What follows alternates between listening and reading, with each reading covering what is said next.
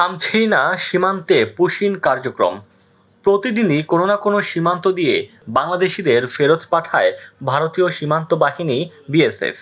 এবার ৪৮ জনকে মৌলভীবাজার দিয়ে পুশিন করল বিএসএফ। বৃহস্পতিবার ভোরে তাদের দেশের সীমান্ত থেকে আটক করে বিজিবি।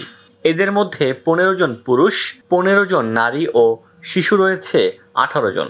এ নিয়ে মৌলভীবাজার জেলায় ৪৫০-রও বেশি মানুষ পুশিন হয়েছে।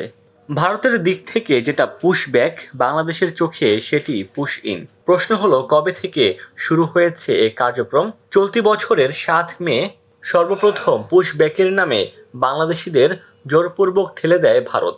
ওই দিন থেকে ২৫ জুন পর্যন্ত মোট ২৯ দিনে দেশের বিভিন্ন সীমান্ত দিয়ে অন্তত ১,৭১৩ বাংলাদেশিকে পুশ ইন করেছে ভারত। এর মধ্যে ২৪-এর ৫ আগস্টের পর পালিয়ে যাওয়া অনেক আওয়ামী লীগ নেতাকর্মীও রয়েছে।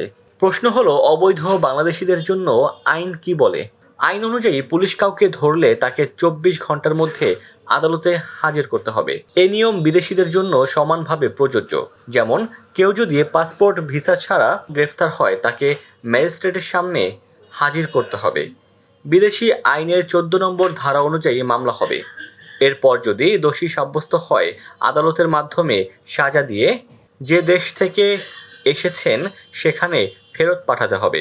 কিন্তু আইনি পদক্ষেপ না নিয়ে জোরপূর্বক যদি অন্য কোনো দেশে ঠেলে দেওয়া হয়, সেটি হবে আন্তর্জাতিক আইনের লঙ্ঘন। ডেস্ক রিপোর্ট, দৈনিক ডেস্টিনি।